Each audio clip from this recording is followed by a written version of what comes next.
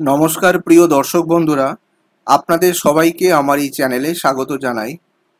যারা আয়কর দাতা রয়েছেন এবং যারা 2025 সালে ইনকাম ট্যাক্স রিটার্ন ফাইল করতে চান, তারা অনেকেই সমস্যার সম্মুখীন হচ্ছেন, কারণ 26AS ফর্মটা আপডেট হয়নি। আপনি সিস্টেমে এখন একটা 26AS ফর্ম দেখছেন। আজকের দিনে 26AS ফর্মের গুরুত্ব অপরিসীম, কিন্তু বহু ক্ষেত্রে দেখা যাচ্ছে যে এই 26AS ফর্ম আপডেট হয়নি। আর এই আপডেট না হওয়ার কারণে টিডিএস এর পুরো ফিগারটাও সিস্টেমে ওঠেনি, যার জন্য ট্যাক্স পেয়াররা যারা ইনকাম ট্যাক্স রিটার্ন ফাইল করতে চান তারা এখন ফাইল করতে পারছেন না।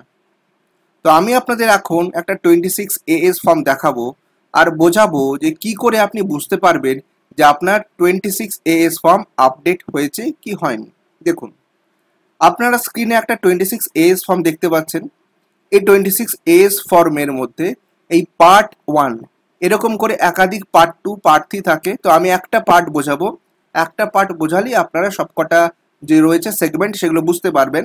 দেখুন, তো এখানে name of the deductor, name of the ডিডাক্টরের মধ্যে আপনার যিনি ডিডাক্টর রয়েছেন তার নামটা এখানে থাকবে। যদি আপনি একজন সিনিয়র সিটিজেন হন আর ব্যাংকে আপনার ফিক্সড ডিপোজিট থাকে, তো এখানে সেই ব্যাংকের নাম থাকবে। আর ব্যাংক সেকশন 194A তে টিডিএস কাটে, সুতরাং সেকশন 194A এখানে থাকবে। ওয়ারাস যারা স্যালারি হোল্ডার তাদের এমপ্লয়ারের নামটা এখানে থাকবে, আর সেকশন 192 এখানে থাকবে।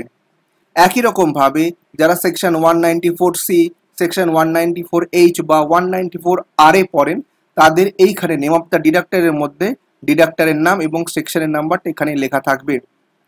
বেশ, এবার কি করে বুঝবো যে আমার 26AS ফর্মটা আপডেট হয়েছে কি হয়নি? দেখুন, এখানে দেখুন ট্রানজাকশন ডেট 22শে মার্চ 2025 আর বুকিং ডেট 22শে মে 2025। এইটা থেকে আমি বুঝতে পারছি যে আমাদের মার্চ কোয়ার্টারে যে রিটার্ন সাবমিট হওয়ার কথা অন বিহাফ অফ দ্য ডিডাক্টর সেটা ডিউলি ফাইল হয়েছে, কারণ ডেট অফ বুকিং 22শে মে 2025। সুতরাং এইটাই আমাকে বুঝতে সাহায্য করবে যে আমার 26AS ফর্ম আপডেট হয়েছে কি হয়নি। এবার আমি আরেকটু বিশদে ব্যাপারটা বুঝিয়ে দিই। দেখুন, এখানে দুটো পার্ট থাকে, একটা ডিডাক্টর, একটা ডিডাক্টিভ। ডিডাক্টর মানে সেই ব্যক্তি বা সেই প্রতিষ্ঠান যারা ট্যাক্স কাটে। এবার দেখুন, আমাদের বছর শেষ হয় মার্চ মাসে। মার্চ মাসে আমাদের বছর শেষ হওয়ার পর এই মার্চ কোয়ার্টারের যে টিডিএসটা হয়, এই টিডিএস জমা দেওয়ার জন্য ডিডাক্টরের হাতে সময় থাকে 30শে এপ্রিল, মানে 30/4, তারপরে যে রিলেভেন্ট অ্যাসেসমেন্টই সেটা। কিন্তু এই ডেটটা শুধুমাত্র টিডিএস জমা দেওয়ার জন্য, টিডিএস রিটার্ন ফাইল করার কিন্তু এটা ডিউ ডেট নয়। তাহলে টিডিএস রিটার্ন ফাইল করার ডিউ ডেট কবে সেটা দেখে নিন। এটা হচ্ছে ডিপোজিটেড ডেট।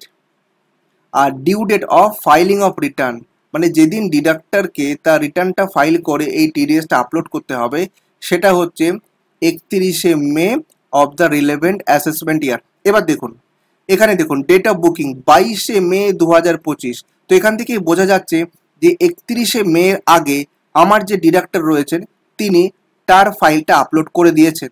সুতরাং এখান থেকে আমরা এই সিদ্ধান্তে আসতে পারি যে এই ক্ষেত্রে যেটা আমি দেখাচ্ছি, এক্ষেত্রে 26ASটা আপডেটেড আছে।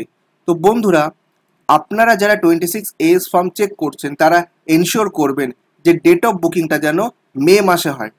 মে মাসের পরেও হতে পারে, সেটা জুন মাসও হতে পারে, কিন্তু অ্যাটলিস্ট যেন সেটা মে মাস বা তার পরে হয়, কারণ মে মাসই হচ্ছে আমাদের টিডিএস রিটার্ন সাবমিট করার ডিউ ডেট। তো বন্ধুরা, এখান থেকে আপনারা কিন্তু বুঝতে পারবেন যে 26ASটা আপডেট হয়েছে কি হয়নি। এবার শুধুমাত্র এটা পার্টে দেখলে হবে না, পার্ট 1, পার্ট 2, এবার প্রত্যেকে যেখানে যেখানে 26AS রয়েছে আপনাকে এনশিওর করতে হবে যে 4টে কোয়ার্টারের আপনার যে টিডিএস রয়েছে সেটা যেন প্রপারলি রিফ্লেক্ট এখানে হয়। এবার এখানে একটা কথা বলে রাখি, সেটা হচ্ছে এক্সেপশনাল কেসও আছে। কিরকম এক্সেপশনাল কেস সেটাও বুঝিয়ে দিই। ধরুন, এটা আমি বলছি এক্সেপশনাল হিসেবে, সাধারণ মানুষ কিন্তু এটাকে নিজের জন্য কাউন্টিং করবেন না। দেখা যেতে পারে বহু ক্ষেত্রে এরকম হয়েছে যে আপনি মানে যে যার ইনকাম ট্যাক্স ফাইল এখন সাবমিট করা হবে, যার এই 26ASটা খোলা হয়েছে, সাপোজ তিনি একজন ব্রোকার এবং তিনি সারা বছরে কোয়ার্টারলি সেরকম কোনো ইনকাম করেননি, তিনি সারা বছরে মাত্র একটা কোয়ার্টার ইনকাম করেছেন, ধরে নিচ্ছি আমি তিনি সেপ্টেম্বর কোয়ার্টারে ইনকাম করেছেন, তাহলে তার সেপ্টেম্বর কোয়ার্টারের যে টিডিএসটা সেটাই কিন্তু এখানে শো হবে। তার কিন্তু মার্চ কোয়ার্টারেরটা আসবে না। কেন আসবে না? কারণ তিনি মার্চ কোয়ার্টারে কোনো কাজই করেননি, তিনি ব্রোকার হিসেবে সেপ্টেম্বরে কাজ করেছেন আর তার সেপ্টেম্বরের টিডিএসটা এখানে ঢুকেছে। তো আমার প্রিয় দর্শক বন্ধুরা, আমি আপনাকে এটাই বলতে পারি যে যেখানে সারা বছর আপনার টিডিএস আসার কথা, সেখানে আপনি এটাকে চেক করে নেবেন যে আপনার এই ট্রানজ্যাকশন ডেটটা মার্চ এবং বুকিং ডেটটা মে বা তার পরের ডেট আছে কিনা, তাহলেই বুঝে যাবেন যে আপনার 26A ফর্ম আপডেট হয়ে গেছে। আর যাদের ক্ষেত্রে এইরকম সেকশন অ্যাপ্লিকেবল হয় না, যারা ব্রোকার বা যারা কমিশন পান বা যারা সেকশন 194C-তে পার্টিকুলার কোনো একটা ইভেন্টে কাজ করেছেন, তাদের কিন্তু সারা বছর আসবে না, তাদের পার্টিকুলার সেই কোয়ার্টারে টিডিএসটাই আসবে। আবার যে ব্রোকার সারা বছর কাজ করেছে তার কিন্তু 4টে কোয়ার্টারেরই টিডিএস এখানে আসবে। সুতরাং এটা কেস টু কেস বেসিসে এই ক্ষেত্রে দেখতে হবে যে আপনার 26Aটা আপডেট হয়েছে কি হয়নি। তো যেহেতু এখনো এই ব্যাংকের এন্ডে বা আমরা বলতে পারি ডিডাক্টরের এন্ডে এই টিডিএস রিটার্ন আপলোডটা কমপ্লিট হয়নি, তাই বহু ক্ষেত্রে ট্যাক্স পেয়াররা 26A থেকে আপডেটেড টিডিএস এর ফিগারটা পাচ্ছেন না। তো এই জন্য অনেকেই রিটার্ন ফাইল করতে গিয়ে পিছিয়ে আসছেন বা বারবার সকালবেলা উঠে একবার করে 26Aটা খুলে দেখছেন যে তার 26Aটা আপডেট হয়েছে কি হয়নি। তো আপনার যদি 26A এখনো আপডেট না হয়, তাহলে আমি অনুরোধ করব আর 7 থেকে 10 দিন, ম্যাক্সিমাম 15 দিন ওয়েট করুন। তার মধ্যে আমার পারসেপশন অনুযায়ী সমস্ত ডিডাক্টররা তাদের টিডিএস গুলো আপলোড করে দেবে। এরপরে কিন্তু সাধারণত দেখা যায় আর আপলোড হয় না, কারণ যদি ডিডাক্টররা এই ডিউ টাইম, যেটা আমি আপনাকে একটু আগে বললাম 31শে মে, এর মধ্যে যদি রিটার্ন ফাইল না করে, তাহলে সেই ডিডাক্টরকে কিন্তু ইন্টারেস্ট এবং পেনাল্টিও পে করতে হয়। সুতরাং তারা চেষ্টা করবে 31শে মের মধ্যে করে দেওয়ার।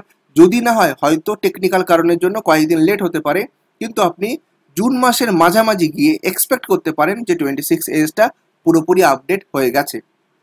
তো দর্শক বন্ধুরা, যদি আপনার 26A সংক্রান্ত কোনো প্রশ্ন থাকে, আপনি অবশ্যই এই ভিডিওর নিচে কমেন্ট বক্সে প্রশ্ন করে আমাকে জিজ্ঞেস করতে পারেন। আর আপনি যদি প্রথমবার আমার চ্যানেলে আসেন আর এই ভিডিওটা আপনার জন্য ইউজফুল মনে হয়, তাহলে দয়া করে চ্যানেলটা সাবস্ক্রাইব করবেন।